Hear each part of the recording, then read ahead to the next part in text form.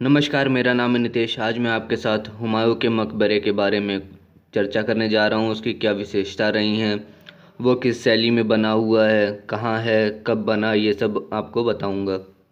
तो आइए शुरू करते हैं। तो इस मकबरे का जो निर्माण वर्ष है वो है 1570। ये 1570 में बना था। ये मकबरा विशेष सांस्कृतिक महत्व का है क्योंकि यह भारतीय उपमहाद्वीप का पहला उद्यान मकबरा है। तो इस मकबरे की जो विशेषता है वो क्या है कि ये भारत का सबसे पहला उद्यान मकबरा, मतलब बाग वाला मकबरा है। तो कई जगह पे प्रश्न भी आते हैं कि भारत का पहला बाग मकबरा कौन सा है। तो ये हुमायूं का मकबरा जो है भारत का पहला बाग मकबरा है, या उसको उद्यान मकबरा भी कह सकते हैं।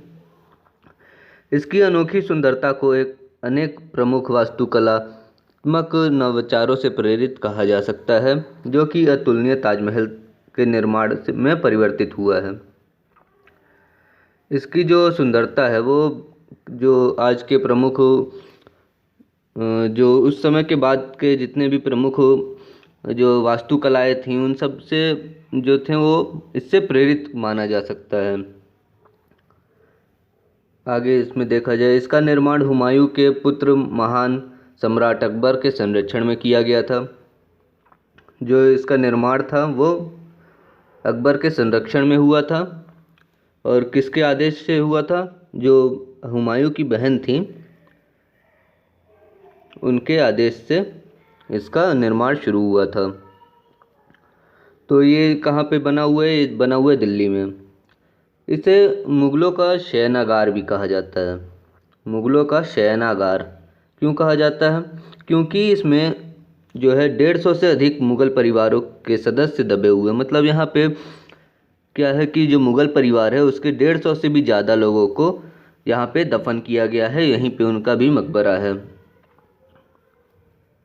हुमायूं का मकबरा चारबाग, मतलब कुरान के स्वर्ग की 4 नदियों के साथ एक चतुर्भुज उद्यान, जो चारबाग शैली है उसके बारे में बताता हूँ, का एक उदाहरण है जिसमें चैनल शामिल होता है।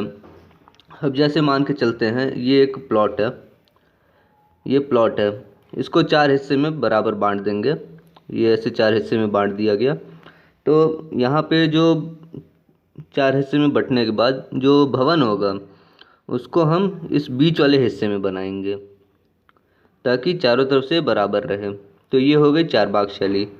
अब इसमें एक चैनल जो शामिल होती है वो सामने से ऐसे एक नदी जो होती है, जैसे कि आपने ताजमहल में भी देखा होगा, यहाँ पे सामने उसमें यमुना नदी से कनेक्शन किया गया है। तो उसी तरह से इसमें एक नदी के साथ चैनल बना के कनेक्शन कर दिया जाता है, जिससे कि पानी की कमी वहाँ पे ना रहे और सुंदरता भी बनी रहे। और जो मस्जिद या मकबरे होते हैं, तो ईसाई धर्म में मुस्लिम धर्म में वहाँ पे पानी का काफ़ी अधिक महत्व होता है। इस वजह से इसको चारबाग शैली में बनाया गया है।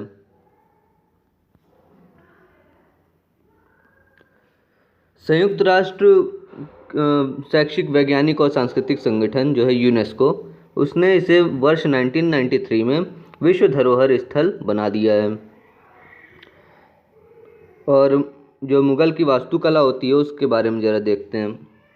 यह एक इमारत शैली है जो 16वीं सदी के मध्य से 17वीं सदी के अंत तक मुग़ल सम्राटों के संरक्षण में उत्तरी और मध्य भारत में फूली फली। मतलब ये जो है मुग़ल सम्राट 16वीं सदी से लेकर 17 के मध्य से और 17वीं सदी के अंत तक जो है इसमें उत्तरी भारत और मध्य भारत के अंदर में सारी इमारतें जो मुग़लों सम्राट के द्वारा बनाई गई थी उसमें इस मुग़ल वास्तुकला का दर्पण दिखाई देता है। तो मुग़ल काल ने उत्तरी भारत में इस्लामी वास्तुकला के एक महत्वपूर्ण पुनरुद्धार को चिन्हित किया है। जो मुग़ल काल है उसने इस्लामी वास्तुकला को एक बार जो भारत में है उसको वहाँ दोबारा शुरू किया है या फिर लाया है, इस तरह से आप समझ सकते हैं। मुग़ल बादशाहों के संरक्षण में फारसी, भारतीय और विभिन्न प्रांतीय शैलियों को गुणवत्ता और शोधन कार्य के लिए संरक्षण दिया गया। तो मुग़ल जो बादशाह थे उनके संरक्षण में, मतलब उनके अंडर में जो फ़ारसी, भारतीय और जो भी विभिन्न अलग अलग प्रांतों की जो शैलियाँ थीं उनकी गुणवत्ता, ताकि वो और अच्छे से तरीके से उसमें क्वालिटीज़ आएँ और शोधन कार्य उसमें फ़िल्ट्रेशन हो और अच्छी क्वालिटीज़ ला दी जाएँ, इसके लिए संरक्षण दिया गया था। यह विशेष रूप से उत्तर भारत में इतना व्यापक हो गई कि इसे इंडो सरसैनिक शैली के उपनिवेशिक वास्तुकला में भी देखा जा सकता है। जब ये संरक्षण दिया गया तो इससे क्या हुआ कि उत्तर भारत में इसका बहुत ज़्यादा व्यापक, मतलब बहुत बड़ी मात्रा में इसको बढ़त मिल गई, बहुत ज़्यादा ही हो गया। तो इसको एक अलग इंडो सरसैनिक शैली के उपनिवेश के नाम के रूप में भी देखा जा सकता है।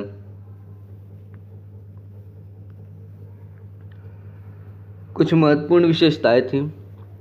तो ये महत्वपूर्ण विशेषताएं मुगल वास्तुकला की क्या थी? ये एक मिश्रित वास्तुकला थी जिसमें भारतीय, फारसी और तुर्की स्थापत्य कला का मिश्रण था। तो इसमें ये भारत का जो भी वास्तुकला था, फारस की जो भी वास्तुकला थी और जो तुर्क की वास्तुकला थी, तीनों का ही मिला जुला एक रूप था। क्योंकि जो हुमायूं थे या अकबर थे, ये सब जो आए थे वो तुर्क और फारस इन क्षेत्र के तरफ से आए हुए थे।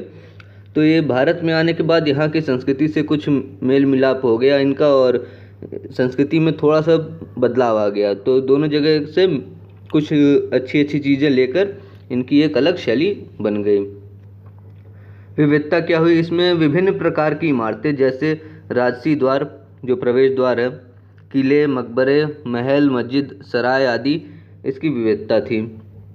मतलब ये सिर्फ एक ही टाइप के महल नहीं या इमारत नहीं बनवाते थे, इसमें कई ढेर सारे प्रकार की इमारतें बनती थीं, जैसे कि द्वार हो गए, किले थे, मकबरा, महल, मस्जिद, सराय। अब भवन निर्माण की सामग्री क्या थी? किससे भवन बनता था इनका? इस शैली में अधिकतर लाल बलुआ पत्थर और सफ़ेद संगमरमर का प्रयोग किया जाता था। तो लाल बलुआ पत्थर और सफ़ेद संगमरमर, इन दोनों का प्रयोग करके इस समय की जितनी भी भवन थे उन सब का निर्माण किया गया था। इस शैली में विशिष्ट विशेषताएं हैं, जैसे मकबरे की चारबाग शैली। जो मकबरा था वो चारबाग शैली में रहता था। स्पष्ट बल्बनुमा गुंबद, जो गुंबद होता था ऊपर छत पे, वो स्पष्ट रहता था। कोनों पर पतले बुर्ज, चौड़े प्रवेश द्वार, जो दरवाजे होते थे चौड़े होते थे। सुंदर सुलेख, जो दीवारें रहती थीं उस पर अरबी के अंदर जो अरबी, फारसी, इन भाषाओं में सुलेखन किया जाता था। सुलेखन मतलब जैसे कुरान की कुछ लाइनों को दीवार पे लिख दिया गया, तो यही हमारा सुलेखन हो जाता था। अरबी और स्तंभों तथा दीवारों पर जयमतीय पैटर्न एवं स्तंभों पर समर्थित महल, हॉल आदि। तो दीवारों पर क्या होता था कि ज्योमेट्रिकल पैटर्न बनाते थे, जैसे ये हमारा खिड़की ऐसे बना दिया गया। तो ये हमारा ज्योमेट्रिकल पैटर्न के हिसाब से जो दीवारें थीं वो तैयार कर दी गई। मेहराब, छतरी और विभिन्न प्रकार के गुंबद भारत इस्लामी वास्तुकला में बेहद लोकप्रिय हो गए तथा मुगलों के शासन के तहत इसे और विकसित किया गया। तो मेहराब, छतरी और विभिन्न प्रकार की गुंबद, ये तीनों इस्लामी वास्तुकला में बहुत ज़्यादा लोकप्रिय हो गए। मेहराब क्या होता है? जब हम पहले देखेंगे तो हमारे मंदिरों में पहले दरवाजे ऐसे चौकोर रहते थे, उसके बाद दरवाज़ों में थोड़ा सा परिवर्तन आया। तो जितने भी मुग़ल कलाएं हैं उसमें हम देखेंगे तो हमें ऐसा दरवाज़ा देखने को मिलेगा। तो ये जो था वो मेहराब है।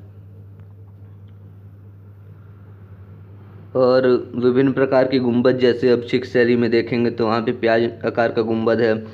और मुग़ल काल में ही जब से दिल्ली सल्तनत आया था उसके बाद से अगर गुंबदों की बात की जाए तो उसमें पहले एक फ्लोर के गुंबद होते थे, उसके बाद से डबल गुंबद बनाया गया। इसी तरह से कई सारे प्रकार के गुंबद भी सामने आए। अब उदाहरण में जो मुग़ल शैली थी उसकी उदाहरण देखते हैं। ताजमहल है, शाहजहां ने इसको बनवाया था अपनी पत्नी मुमताज़ महल की याद में। कब बना था? 1632 से लेकर 1653 के बीच में इसका निर्माण हुआ था। यूनेस्को के द्वारा 1983 में ताजमहल को विश्व धरोहर स्थल के रूप में मान्यता दी गई। यह आगरा में स्थित है। लाल किला देखते हैं। तो लाल किला जो है वर्ष 1618 में शाहजहां ने बनवाया था और इसका निर्माण तब कराया गया जब उसने राजधानी को आगरा से दिल्ली स्थानांतरित करने का फैसला किया। तो एक और सवाल यहाँ पे आता है कई जगह पे कि आगरा से दिल्ली में राजधानी का स्थानांतरण कौन किया? तो वहाँ पे शाहजहां ने इसका स्थानांतरण किया था और उस समय इसने दिल्ली के अंदर लाल किला का निर्माण कराया था। यह मुग़ल शासकों का निवास स्थान था। यूनेस्को ने इसे वर्ष 2007 में विश्व धरोहर स्थल के रूप में नामित किया गया। तो 2007 में इसको विश्व धरोहर स्थल भी बना दिया गया। उसके बाद जामा मस्जिद। जामा मस्जिद जो है इसका निर्माण दिल्ली में शाहजहां ने कराया था। तो जामा मस्जिद दिल्ली में है, शाहजहां ने इसको निर्माण कराया था। इसका निर्माण कार्य 1656 में पूरा हुआ था। बादशाही मस्जिद, इसका निर्माण औरंगजेब के शासनकाल के दौरान हुआ। वर्ष 1673 में इसके पूरा होने के समय में यह विश्व की सबसे बड़ी मस्जिद थी। जो बादशाही मस्जिद है वो जब ये बना था 1673 में, तो ये विश्व की सबसे बड़ी मस्जिद हुआ करती थी।